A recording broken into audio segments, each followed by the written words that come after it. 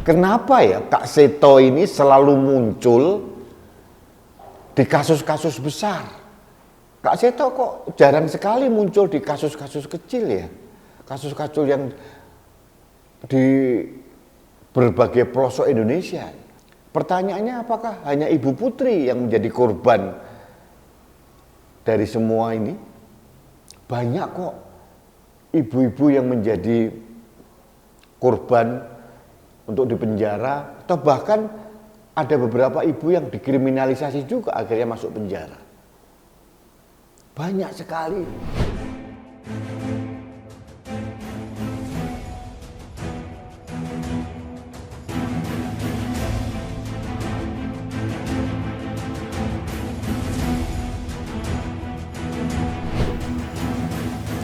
Halo sahabat Indonesia, kita bertemu kembali dalam Opini Rudi. Sahabat Indonesia, kemarin tanggal 30 Agustus 2022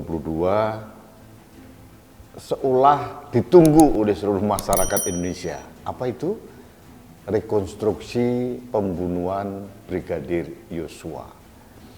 Ini seharian penuh menjadi perhatian publik seluruh Indonesia. Kita tahu masyarakat kita senang sekali dengan drama.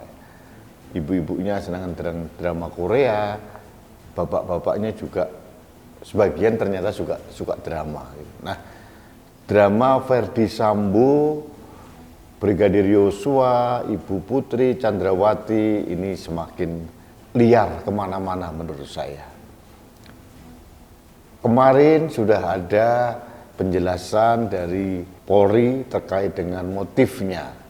Ada juga motif yang disampaikan oleh salah satu anggota Komisi 3. Tapi ternyata kemarin muncul lagi semacam skenario baru katanya. Bukan Brigadir Yosua yang melecehkan Ibu Putri, tapi ada lagi nih isunya Kuat Ma'ruf, sopirnya. Jujur sahabat Indonesia, drama-dramanya ini membuat saya muak dan pengen muntah sebetulnya. Karena itu memalukan sekali. Saya tidak tahu mana yang benar atau tidak, tapi ini benar-benar sangat memuakkan dan sangat tidak mencerdaskan Indonesia. Itu opini saya. Nah, terkait dengan Ibu Putri ini ada lagi nih yang mencoba berselancar atau mencuri panggung Ibu Putri Chandrawati dan Ferdy Sambo serta Yosua ini untuk pencitraan kalau menurut saya. Saya mohon maaf, saya agak keras ngomong begitu. Siapa itu?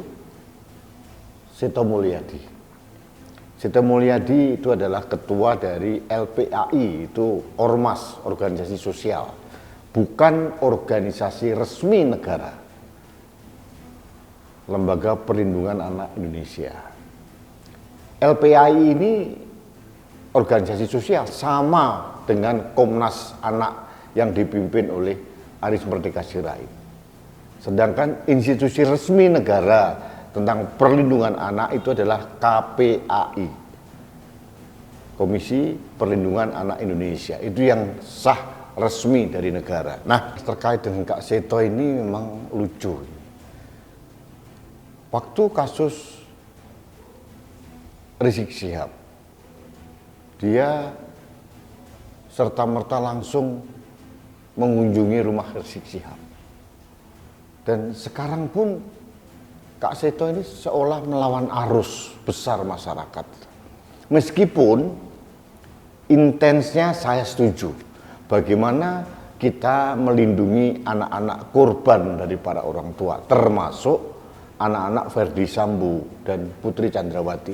Saya setuju. Pasti mereka shock. Saya pernah membuat opini bahwa anak-anak tidak mempunyai kewajiban menanggung akibat perbuatan dari orang tuanya. Saya pernah mengatakan bahwa kita harus menjaga kondisi psikologi dari anak-anak Ferdy Sambo karena mereka tidak terlibat dari silang sengkarut permasalahan atau drama yang dibuat oleh bapak ibunya, itu saya setuju.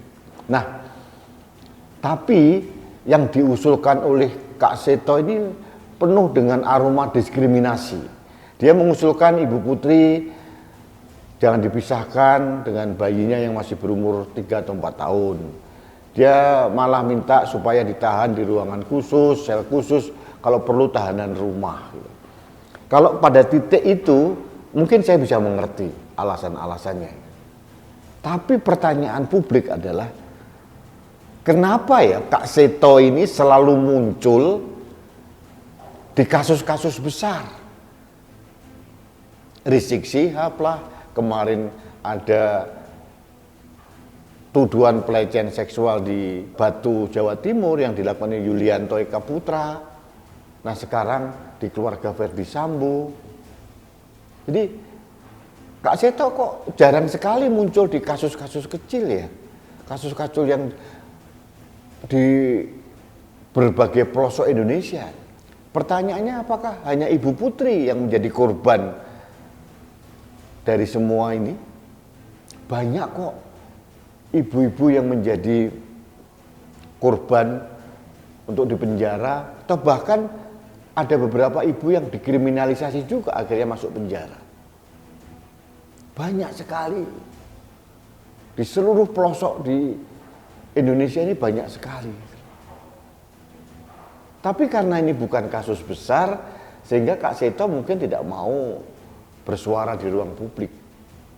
Karena ini kasusnya itu menjadi spotlight, menjadi perhatian seluruh penjuru negeri, dari presiden sampai bawah, mungkin Kak Seto berselancar ke arah itu. Akhirnya yang terjadi ribut juga antara Kak Seto dengan Aris Merdeka Sirait, mereka berbeda pendapat. Saya lebih cenderung setuju dengan apa yang disampaikan oleh Komisioner KPAI, Ibu Retno. Dia mengatakan memang kita harus menyelamatkan anak-anak Verdi Sambo, terutama secara psikologi, itu satu hal. Yang kedua, selayaknya anak-anak Verdi Sambo diasuh oleh keluarga terdekat. Masih ada kakek neneknya atau mungkin yang lain. Kita masih ingat anak Angelina Sondakh itu dirawat oleh supirnya, bahkan bukan saudaranya. Nah, ini yang harus menjadi perhatian Kak Seto ini. Publik bertanya ini, kenapa Kak Seto yang baru berulang tahun ke-71 kok milih-milih ya? Kok milih kasus ya? Kasus-kasus besar yang menjadi spotlight, Kak Seto selalu ada di situ. Padahal kasus-kasus yang menimpa perempuan-perempuan dan ibu serta anak ini banyak, luar biasa. Saya jarang, bukan tidak pernah, jarang melihat Kak Seto hadir di situ. Kasus Rizik Syihab, kasus Yulianto Eka Putra, kasus Verdi Sambo dan Putri Candrawati, ada Kak Seto di situ. Bahkan sampai ke Bareskrim, bahkan sampai menemui Verdi Sambo di Makobrimob. Untuk apa ya? Relevansinya apa dia menemui Verdi Sambo? Jadi mari kita jernih dan kritis untuk berpikir, untuk melihat kasus gitu. Menyelamatkan anak-anak Verdi Sambo ini satu hal. Tapi menghukum kedua orang tuanya kalau benar terbukti bersalah, itu lain hal. Wong kenyataannya kalau benar tuduhan yang terjadi sekarang, apa yang dilakukan oleh kedua orang tuanya itu luar biasa. Mohon maaf ini, biadab. Bukan hanya Pak Verdi Sambo, termasuk Ibu Putri Candrawati. Sebetulnya kalau kita fair, kasus ini asal muasalnya, sumber dari segala sumber kasus terbunuhnya Brigadir Yosua itu kan Ibu Putri Candrawati sebetulnya. Jadi sahabat Indonesia, marilah kita berpikir kritis, termasuk kita mengkritisi Kak Seto. Jadi saran saya kepada Baris-Krim, kepada Polri, tolong lebih mendengarkan masukan dari Komisi Perlindungan Anak yang sah resmi dari negara, yaitu KPAI, karena tidak ada intens apa-apa. Kalau di luar itu biasanya penuh dengan aroma pemanfaatan dan pencitraan. Saya mohon maaf, agak keras, agak kasar, tapi itulah yang terjadi. Itulah saran saya kepada polisi untuk lebih mendengarkan masukan atau saran dari institusi resmi negara dalam perlindungan anak, yaitu KPAI, Komisi Perlindungan Anak Indonesia. Saya kira itu yang perlu saya sampaikan, sahabat Indonesia.